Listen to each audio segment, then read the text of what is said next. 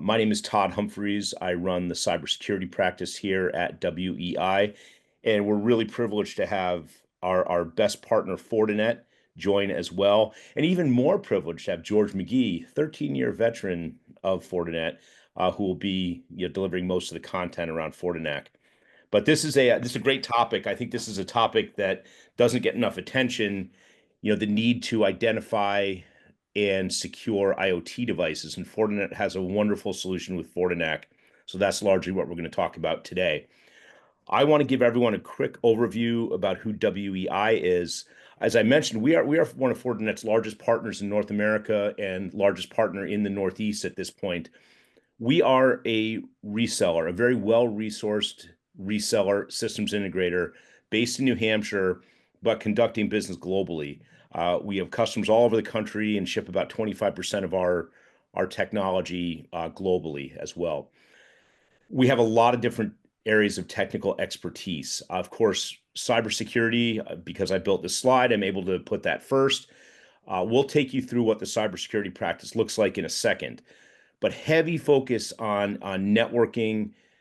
We built a lot of the big enterprise networks in New England over the years. We built a lot of the data centers. We've migrated a lot of our customers to the cloud. A lot of the same people we built data centers for, we brought them along on their cloud journey as well. But again, a lot of focus on virtualization, storage, compute. It's a very, very diverse technology bench that we bring to the table at WEI. And the real value is our people. We have, again, about 85 engineers, collectively about 350 different certifications across that population of engineers. And that's always growing as we find new technology, particularly in the cybersecurity space. We are adding more skill set to keep up with the demand. So a little bit about our cybersecurity practice. I will be brief. We're happy to talk more about this. We broke the practice down into four main areas, and we largely looked at our talent pool and built the practice around the talent as opposed to adding talent to support a practice. So asset management and risk management, this is sort of the first pillar of cybersecurity. If you don't know what you have in terms of assets, devices, users, identity, data, it's really hard to build a program to protect your assets. So big focus here on asset discovery, asset inventory, which is very relevant to today's discussion, vulnerability management, et cetera. Zero trust and network security was arguably the early pillar of our security practice here at WEI. We've been building secure zero trust networks since before zero trust was actually a term. So this is driving a lot of our activity now, particularly in the areas of SASE, areas of microsegmentation, next-gen firewall technology. We've got an immense bench of expertise here as well.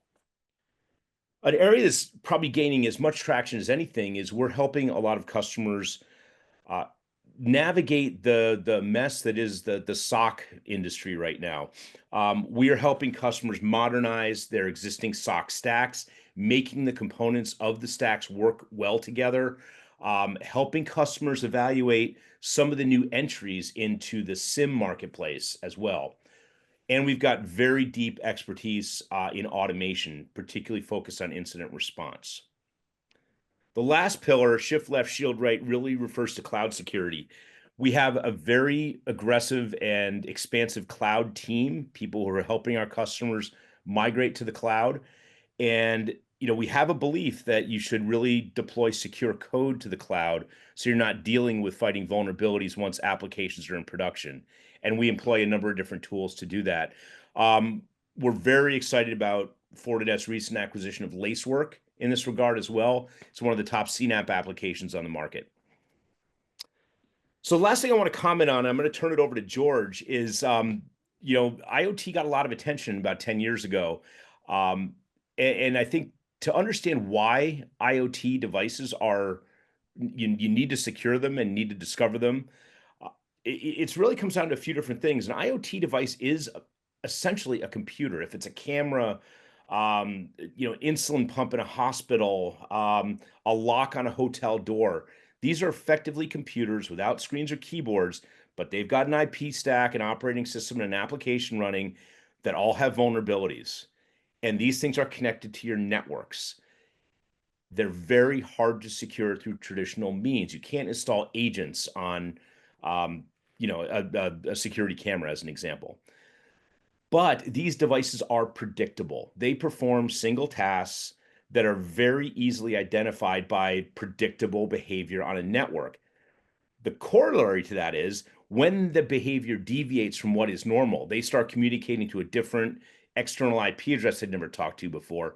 That can easily be detected, and it's often an indication of compromise. So, again, these are computers that are predictable, but that need to be identified, monitored, and secured. It's really important to discover and inventory all of your IoT devices, update them regularly if that's possible, and then protect them by policy. So I think I wanted to throw this out there because I think it's a lead into what George is going to be talking about. And hopefully that helps. But thank you guys, everyone. Thanks for joining. We'll be monitoring the chat as we go here as well. George, the floor is yours. And it all goes south from here. That's actually a great point. I think back to early days of my career when, every printer came out web enabled, is running a web server.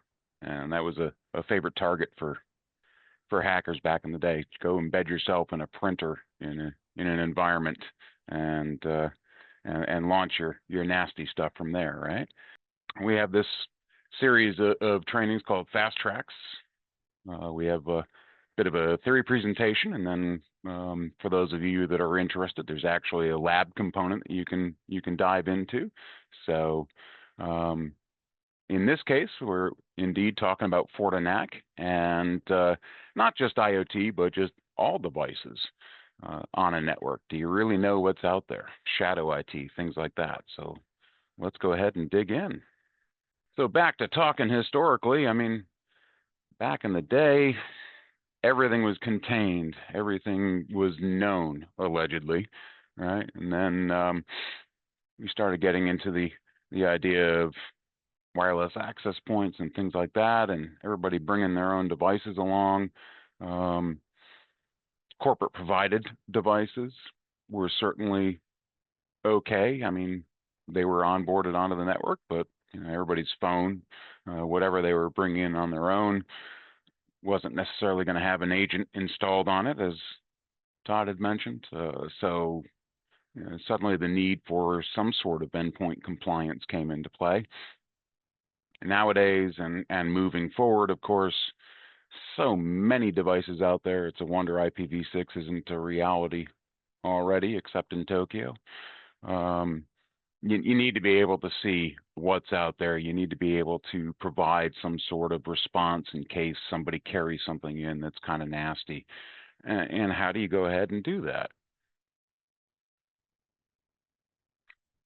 This particular prezo uses a nice little analogy of vitamins.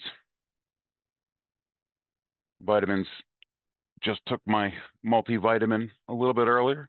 Help us with feeding the body with the minerals and whatnot that are required. Those small little molecules that make things happen within our cells. Same thing with NAC and networks. I mean, how do you keep a large, disparate environment functional? How do you know what's going on? All that sort of stuff. So we'll come back to that analogy a couple of times here as we talk about what a vitamin does versus what NAC does and its ability to enhance the network and make sure that everything is running a-okay.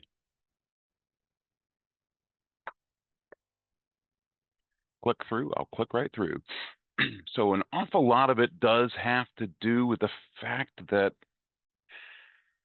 not many people actually have full visibility into their network. Our NAC team have a running joke where they would go into an environment and make a bet with the with the company that they're visiting. Tell me how many devices you have on your network. If you're right or it's less than that, I'll buy you dinner. If it's more than what you think is on your network, you're buying us dinner. And to quote Scott Dunbar, who leads our NAC CSE team, he never had to buy dinner. So there's an awful lot of stuff that's out there that people just don't see. Among those things are an awful lot of these IoT devices. I mean, I also, lump in there our cell phones and things like that, but this Internet of Things might be these days a Samsung refrigerator, for crying out loud. Who knows? And you have no idea what they're running on. I mean, it may be OT devices too. Think of hospitals and some of the devices they use that the vendor of that particular device hasn't moved up from Windows 95 or something like that. There's an awful lot of stuff out there that that might have high risk to attacks of all sorts of things. So you need to know what's out there. And another key part is just alert fatigue and things like that. All sorts of companies that are handling just way too many security alerts. So you need a way to be able to encapsulate that information, provide just the meaningful stuff as opposed to all of the alerts that might come through on a given day. So as I mentioned, lack of visibility, lots of stuff that you can't install an agent on, and goodness, I mean, if you're dealing with older OSs, there are no patches available for things like that anymore. That printer over there is not going to be running an antivirus client to see some of the known vulnerabilities that might be installed. There are many reasons to be able to know just exactly what you're looking for on your network. So we kind of break it up in a couple of ways, right? Inside, obviously, you're going to have, EPP, I'll add, as well as, EDR. So our FortiClient, the traditional endpoint protection, signature-based stuff. EDR, again, agent-based, but, sitting there as a shim, basically between the OS kernel and and the user environment to make sure that certain processes are not making calls to the kernel that they shouldn't be. And of course, you've also got things like NDR. That's on the inside. Get out to the edge, you're going to have a firewall of some kind, of course, and you probably want to layer on some sort of network access control to be able to learn about, differentiate, assign all these different devices to various VLANs and things like that, no matter what they are.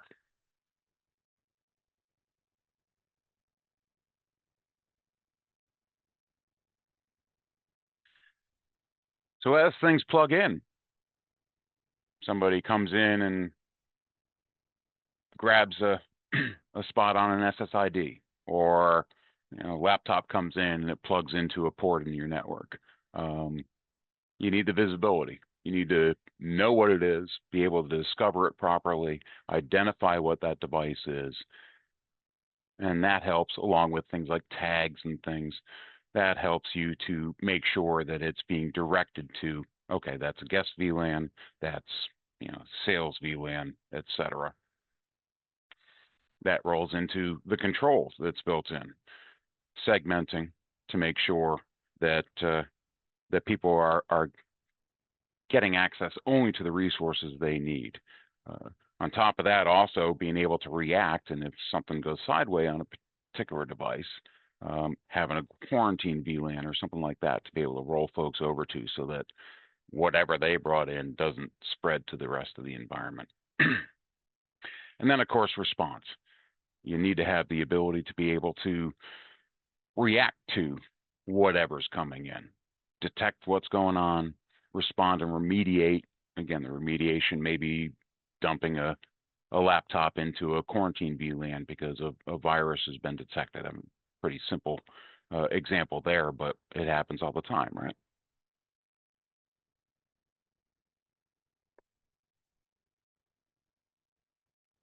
Oh, these click-throughs. So back to the vitamin analogy there. So you get a multivitamin, obviously your body takes it in, distributes the bits and pieces to the cells in the ways that are going to be best for your health. On the NAC side, yeah, you have that full capability of visibility, control, and response, just like a multivitamin. Easy to absorb. It doesn't matter what's in your infrastructure. Something, most NAC solutions, including FortiNAC, are obviously going to be able to see most everything that's out there on the market, be it OT devices, IoT devices, your standard infrastructure, Cisco switches going back longer than ICE supports, for example. Least interruptive or disruptive. This is really critical. Being able to drop a solution in that can give you full visibility without impacting the day-to-day of that particular network, that particular environment.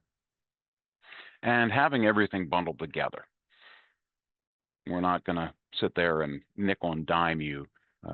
There's a later slide shows you 3 different options for our NAC bundles. The base option, I'll mention it later, has gone away. Everything is included in one of 2 different options available. We're not going to, line by line license you to death with that. It needs to all be there to be an effective product. So think of NAC in the middle of this little picture here. I mean, you need to be able to provide control over access to network resources. On the other side, you need to be able to interact with all of the SecOps stuff that might be in your environment, so that if something in your environment detects something that's off through SecOps, talking to NAC, NAC can then go ahead and initiate some responses to network access and things like that.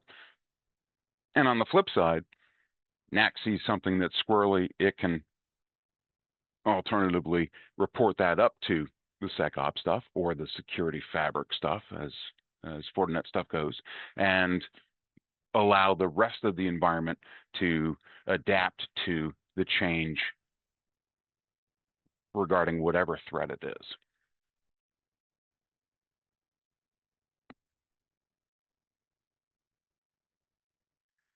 Todd brought up zero trust.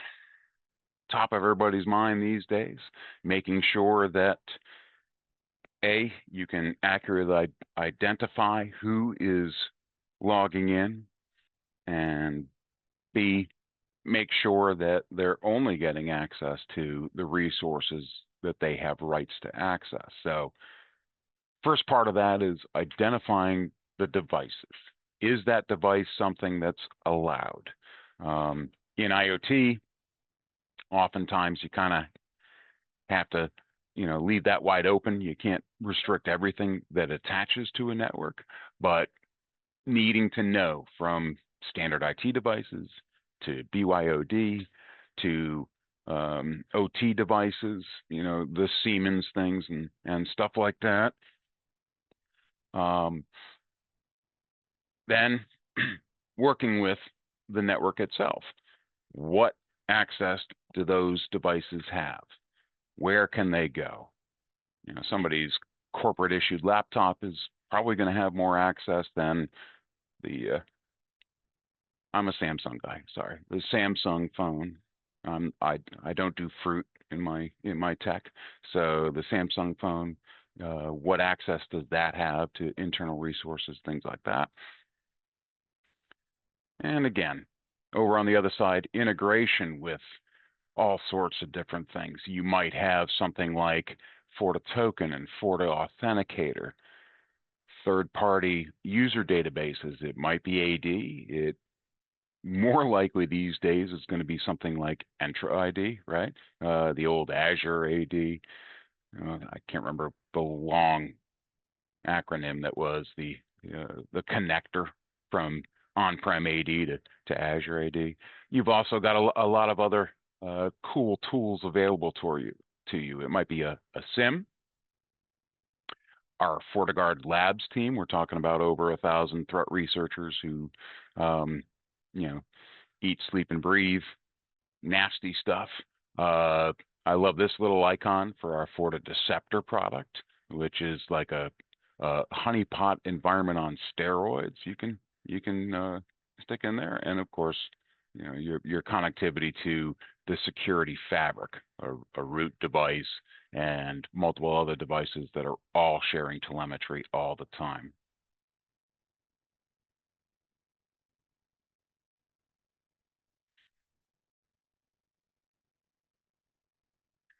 So yes, FortiNAC was originally Bradford Networks, way back when, probably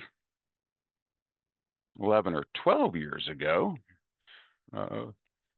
Shortly after I started, I started working with Bradford Networks. They were headquartered up in Concord, New Hampshire, and they had started as a company that you know, they were trying to build a completely different system, not NAC, but a private school came to them, and you know, he was a guy who had, you know, those Christmas tree timers you plug into the wall. He's basically using something like that to turn off all the switches in the dorms at a certain time of night to get the kids to get knocked off the network and stop playing games and things like that. And he came to the folks who founded Bradford and said, "This is what I'm looking for. I need a solution that can help me deal with, you know, these students and access control and all that sort of stuff." Being Bradford, not Fortinet, they built out a product that was completely vendor agnostic. There are thousands and thousands of devices out there that a FortiNAC device, VM, what have you, can recognize parsers built in, so that as soon as something connects, it already knows what that device is, what its behaviors are, and things like that, and can start building a baseline. So, you know, back in 1999, a year before Fortinet was founded, Bradford was. We acquired them 6 years ago, and these days they are fully integrated and a very critical part of everything that we do.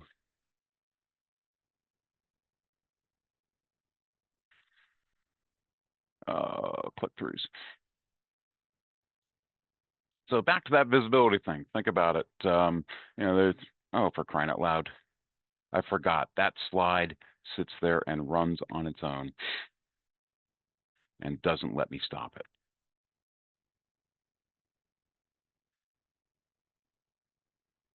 I really got to fix that.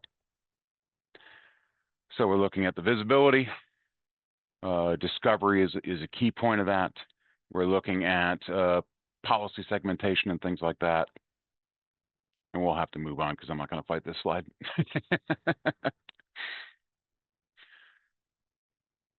So as you can see,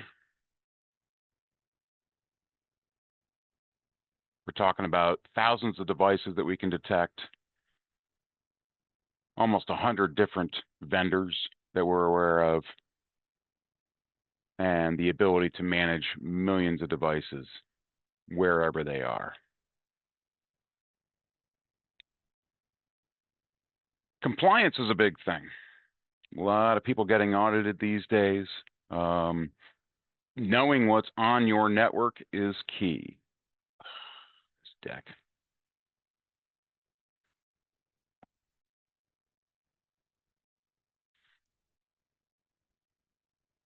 Being able to deal with segmentation, and not just regular segment, you know, not just VLAN segmentation, but micro segmentation. It might be within VLANs that you're not allowing different devices to talk to each other and things like that. Having the ability to onboard different devices, excuse me while I click back and forth to make sure this slide stays. Having automated means to onboard new devices, things that people are bringing on premise for the first time. The zero trust that we've mentioned a couple of times. automating threat response processes and things like that. And of course, inventory management, knowing exactly what is on the device. So we'll dig into these pillars each as we move forward. First part is Security Fabric integration. Fortinet, all of our devices are members of our Security Fabric. We also have Fabric-ready partners. That's hundreds of other vendors that participate in our Security Fabric. I always go to, yes, we have FortiEDR, but we also partner with CrowdStrike. We partner with SentinelOne. There are a number of different technologies out there that can participate in our Security Fabric. They can join in, share the telemetry, share the reaction. We need our NAC to take an action that does this for that particular device. It doesn't have to be running FortiThings. It fits right in. Again, that multi-vendor approach to everything, making sure that we understand the devices that are attached, because, as much as I'd like to think that everybody in the world would run a FortiSwitch and a FortiAP, there's an awful lot of Aruba out there. There's an awful lot of Arista out there. We need to understand everything that might be in a particular environment and work well with all those different things. The partner ecosystem I just mentioned, those Fabric-ready partners, and being able to include in all of our solutions the ability to automate. Simple tasks. We don't need a security tech to look in and decide what VLAN a user is going to be attached to. We don't need if it's something, a known bad that's coming in, we don't need an analyst to dig in and initiate some orchestration to react to that event. A lot of stuff that can be automated, taken off the plate of the NOC and SOC teams, allowing them to concentrate on the really nasty stuff.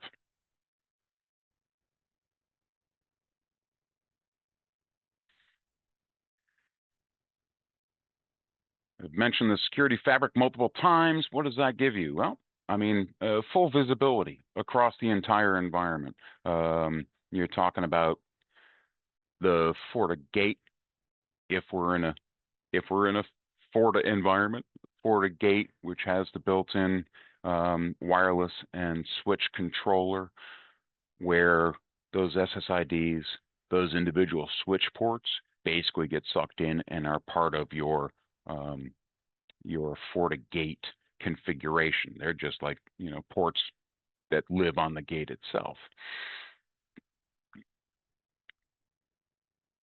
You've got the mobile device management, might be our FortiClient EMS, might be something else. Need to be able to integrate all that sort of stuff, because of course, what we're looking at here is Internet of Things and bring your own device here. Need to be able to have that rich intelligence from a mobile device management system.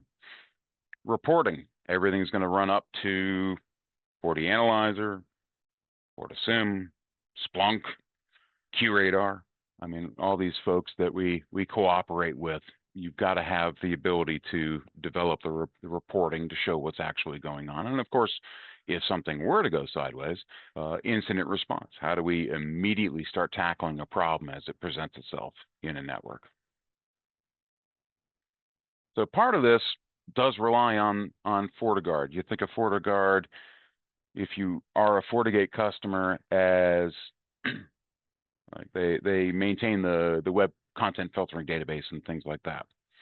They also, in this case, have Internet of Things device detection service. So NAC sees a new device, it doesn't know quite what it is, it immediately pings the IoT detection service out at FortiGuard and looks for a match for, it might be something as simple as, who does this MAC address belong to from a manufacturer standpoint? It might be more around the OS that's running on that device and what triggers, what signatures it makes available to be able to determine exactly what that device is. So over 70,000 different models available out there. On the OT side, yes, we are looking at, Purdue model and things like that. The OT side of the house doesn't run on, OSI 7 layers. Well, 8 if you include users. There are definitely unique protocols and applications that are running on your Dragos or Siemens or Rockwell devices that might be on a factory floor, things like that. So being able to understand all of those different types of devices is inherently built into the product. Here we're talking healthcare specifically. You've got an ultrasound, you got an MRI device, you got a Philips monitor for heart rate and things like that. All sorts of different models that are available. So NAC can collect information on all of those things. Hospitals are a great example of having all sorts of stuff that doesn't fit into a typical IT paradigm. You need to understand what's out there, what's connecting, and how to protect those devices. As you can see, from the second step there, if FortiNAC doesn't know inherently what it is, it'll go ahead and send that information up to the FortiGuard network to get a response back as to what exactly that is, so we can act appropriately. Oh, okay, it's this sort of device, it needs to go into this VLAN, etc.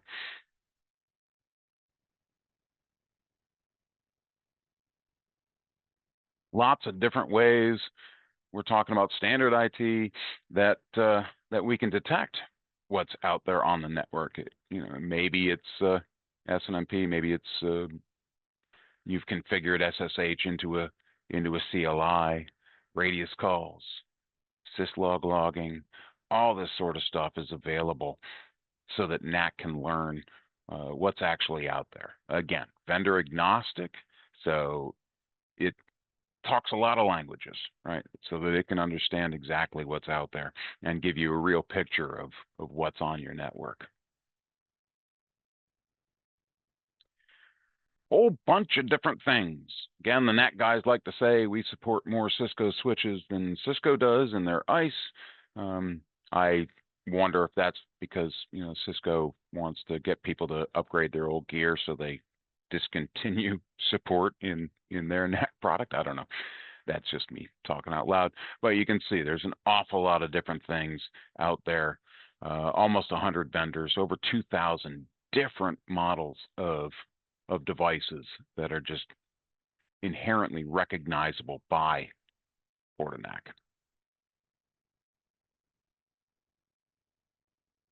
There's some of the names I was mentioning. Nozomi, that was one I forgot. Whether it's healthcare, whether it's OT stuff, wastewater plants, pipelines, things like that. You need to be able to integrate with all the stuff that's out there. You need to understand what's actually on the network. And so, device ID is key. Like I said, it may be, the first, couple bits of a MAC address that identifies the manufacturer of that particular device, who owns those couple of bits. But it could be things such as, discovering what OS is running, what version of OS. Is there an antivirus running? What patches have been applied? Are there vulnerabilities because it is behind on patching? As I mentioned, much like in healthcare, where some of these crash carts and things like that, just those vendors don't update from Windows 95 or whatever's running on them. I mean, heck, worked out for Southwest, right? But a lot of their infrastructure during a recent problem, as we'll say, had to do with the fact that some of their critical systems were still running 95 and goodness, Windows 3.1 stuff that just couldn't be impacted by the known threats that are out there and the unknown threats that are out there. Nobody's targeting Windows 3.1 anymore, but you need to know that they're there. And you need to be able to do things like, virtual patching to be able to mitigate against whatever might come out next.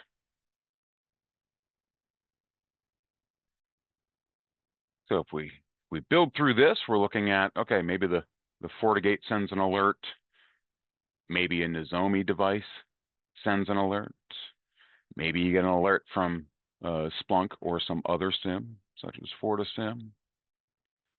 First thing you need to do is notify a user or an admin. Something's going on.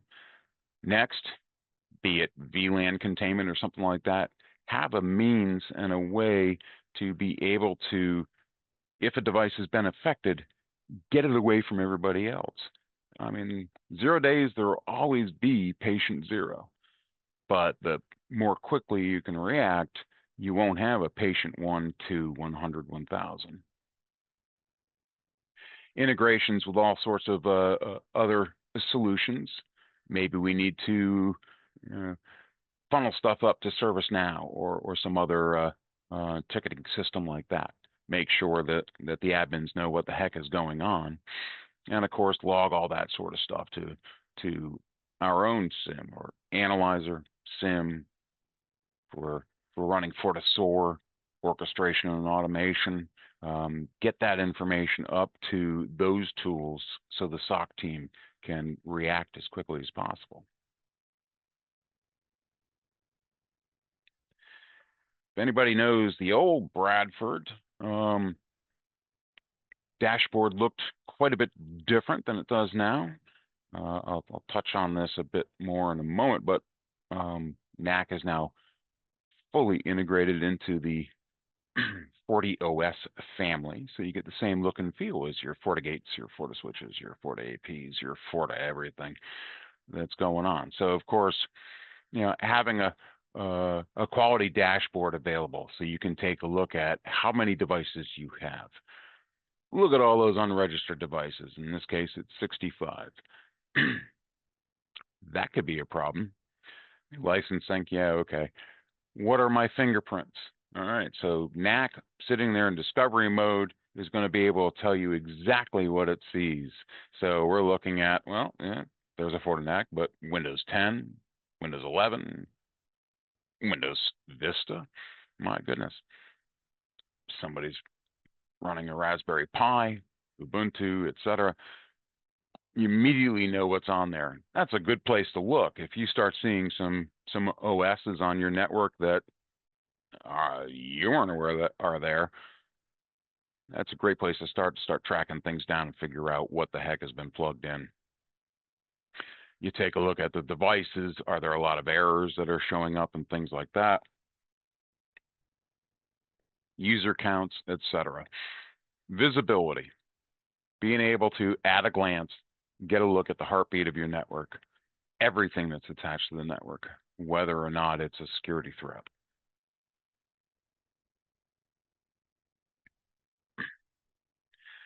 So we start with, obviously, either an appliance, although these days the vast majority of our solutions like this are sold in a virtual format, of course, installed on whatever you want, be it internal, Hyper-V or VMware or something like that, or Hex, KVM, Proxmox. I hear an awful lot of folks getting a bit jittery about Broadcom and moving over to things like Proxmox, all supported. Also, of course, you can install it in the cloud with your provider of choice, be that AWS, be it Azure, Google Cloud. We also have a few others. IBM. I almost said Xerox. IBM, Alibaba. There's one more out there that I can't remember. Lots of ways that you can deploy this particular product. The licensing, as I said, is now 2 tiers. Base is gone. Plus and Pro are what we have available. And you can support any number of concurrent endpoints. I mean, we have customers with thousands and thousands of devices. The support is all, of course, our FortiGuard services and our FortiCare TAC service. We also have a few things, the pro services that WEI is going to deliver. I would throw in there as the main point of contact there. You don't need to hit the ground running, without knowing anything about the product. Let the folks who've dealt with it begin the implementation, do the discovery, be able to guide you through the process of onboarding a tool like NAC. That's what WEI is there for. So ignore the base. As you can see, base was pretty limited, and nobody bought base. There's a lot of stuff that comes into plus, including that bring your own device onboarding, guest portals and things like that. So full guest management, you want somebody to be able to bring a device in and allow it on the network, but allow it only to gain access to the interwebs. Have a portal. As soon as somebody tries to connect to, oh, I see that SSID, boop, throw up a portal page. They provide some sort of information, and then you give them the access they need. For devices that are, corporate managed devices, being able to manage full endpoint compliance, even if it's a BYOD, recognizing what it is and being able to provide some sort of compliance remediation, et cetera. When you get into the pro level, then we're looking at that automated threat response, correlation across multiple events, and a lot of additional information about the alerts that are coming through. So I said this earlier with the a la carte and things. We tend to not want to. I mean, you can a la carte everything if you want to, but we tend to do things in a way where we're just providing you a whole bunch of stuff. Just like the FortiGate has SD-WAN built in, no licensing. IPsec VPN, either gateway to gateway or client-based, built right in. SSL for the larger boxes, more than 2 gigs, built right in. No additional licensing necessary. We try to keep it pretty simple. We do not want to compromise the ability of the product to not only do the visibility, but then do all sorts of reporting and other things, support multiple vendors, all that sort of stuff. It's just there. So if you want to onboard a NAC solution, what are the steps? The first is going to be that lower left there, discovery. Drop a box in. It's not in the way of anything. Sitting off of a span port on a switch or something like that. Allow it to see all the traffic. Allow it to do its just passive discovery of everything that's on the network. And again, back to that bet, who's buying dinner? Probably more devices that it'll find than you think are actually there. Next step is to roll in the visibility. It's discovered the things that are out there. Now let me see exactly where they fit into the entire puzzle of this particular network environment.